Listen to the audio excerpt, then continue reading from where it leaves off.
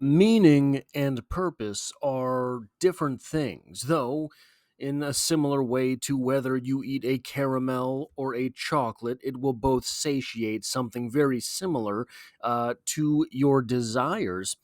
These two things, meaning and purpose, can hit you in the same human place, but they are not the same things. They are not. They are with similar outcomes, but not the same. Meaning Meaning can be stumbled upon, can be happened upon. Meaning can be found. Purpose is mission driven. Purpose is something that you have conceived and go out to get. Welcome to Strip Cover Lit, where we squeeze the bigger picture out of literature. I'm Adrian Ford, and we are here for another poetry discussion, which will appear in 3 different poetry discussion playlists here on the channel. Number 1, the general poetry discussion playlist, now approaching 800 videos strong. Number 2, being the Robert Frost playlist, a playlist of videos dedicated to the grumpy old man himself. And number 3, being the Dark Academia playlist. How could this intro be for a poem under Dark Academia? We'll get there. The poem in question today is The Most of It by Robert Frost, and it reads as such. He thought he kept the universe alone, for all the voice in answer he could wake was but the mocking echo of his own from some tree-hidden cliff across the lake.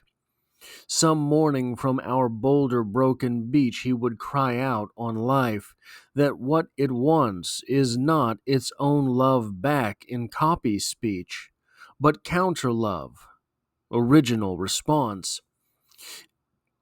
And nothing ever came of what he cried unless it was the embodiment that crashed in the cliff's talus on the other side, and then in the far distant water splashed, but after a time allowed for it to swim, instead of proving human when it neared him, and someone else additional to him.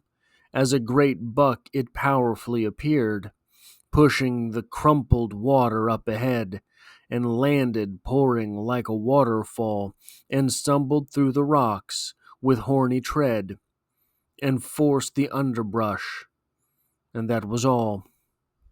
So, what we have here is a lonesome individual who is crying out to the universe. He wants to find some type of meaning. He wants to find other people. He wants to find something worth having, something worth doing. This poem is often cited as a it's often talked about in reference to the expectations of the subject of the poem. The subject of the poem, this man going out into the wild and calling out to the universe itself, expects things of life but doesn't have them. Now, a lot of the conversation about this poem kind of stops right there. I would argue that the expectation is for our subject to find another person. He hears the sound of something moving and is taken aback by that presence, and then it turns out not to be a person, it's a buck.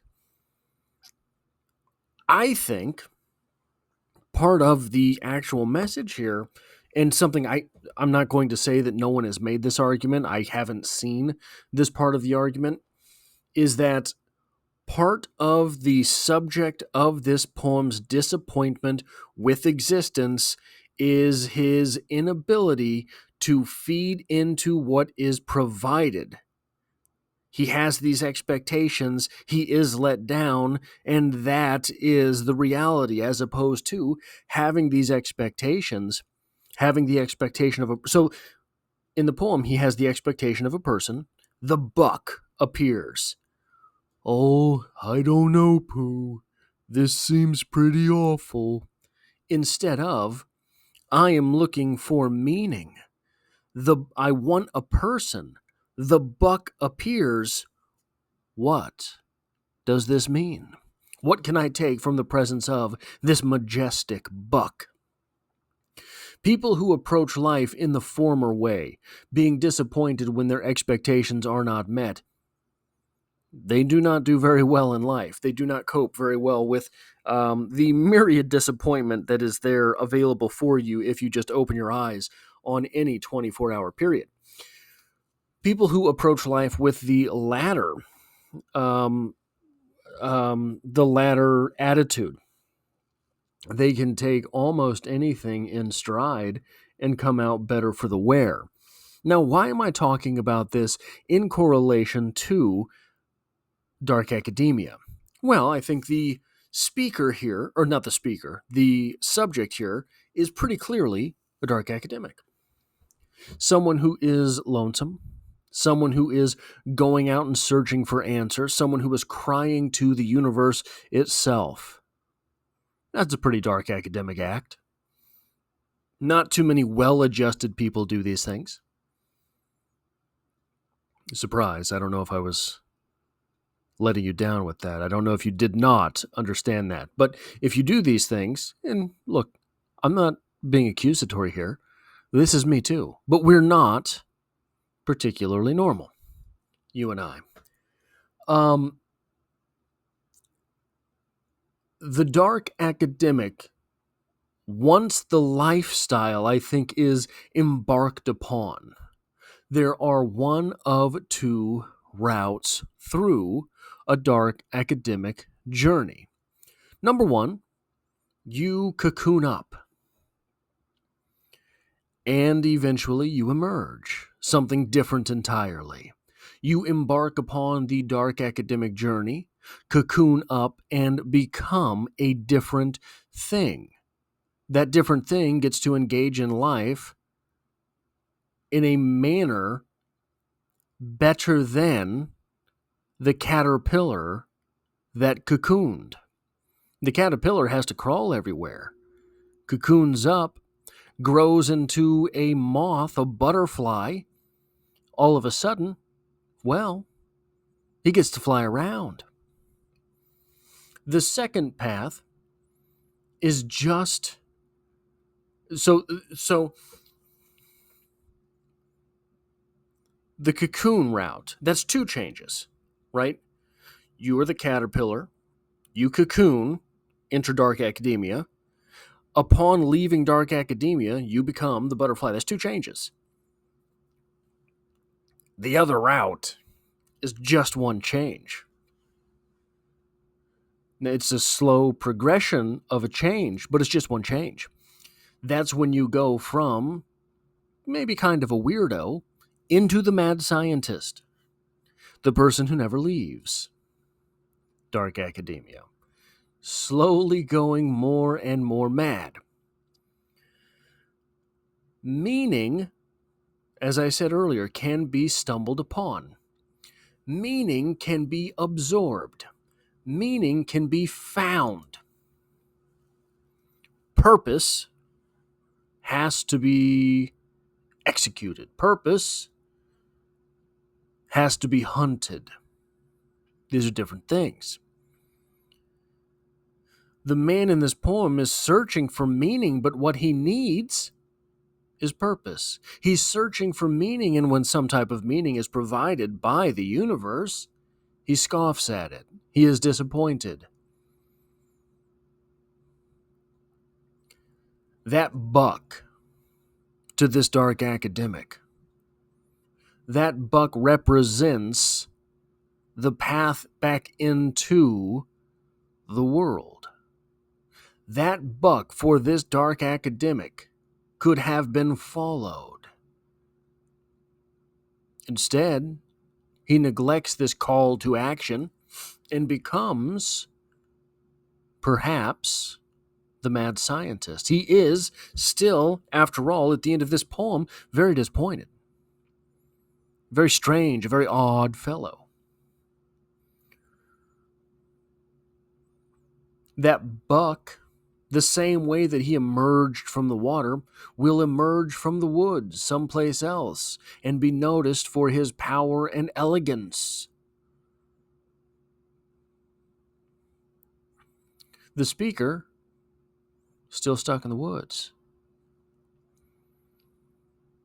I think oftentimes we do look for meaning. We do feel as if we want meaning in life. But I think that meaning can be fleeting. I think that meaning can leave you by. Purpose, however, I don't think it does. Now, perhaps ironically, purpose is the thing which leads many dark academics down the path of the mad scientist, never leaving dark academia. Why? Well, because the purpose is greater than me. To find meaning is meaning to me. To find purpose is to provide. And so, many times, this purpose that is adopted during a dark academic phase becomes something which traps the dark academic there. You dedicate your life to the humble pursuit of, what is a dark academic pursuit that could be? You dedicate your life to the dark academic pursuit of, I don't know, writing essays on 18th century British literature. You become that mad scientist because you think there's something in there that really does transform the human experience. It's not for you that you do that. I mean, you probably enjoy it. But the real meat of the matter there is that you're providing something, you think, to society proper. You think there is this thing inside that literature which people need to know more about. And so you sacrifice for it. This is one of the reasons I think that the mad scientist types amongst the dark academics are often hailed by those former dark academics who are now leading more productive and profitable and happier lives. That is all I have for this poetry discussion. If you like or appreciate what it is that I do here, hitting a like button really does help me out, as it tells YouTube to share this video with other literature lovers. If you find yourself here by chance but not design, literature is the only thing I talk about on this channel, dropping multiple videos every single week. And as always, I hope to have you back for the next one.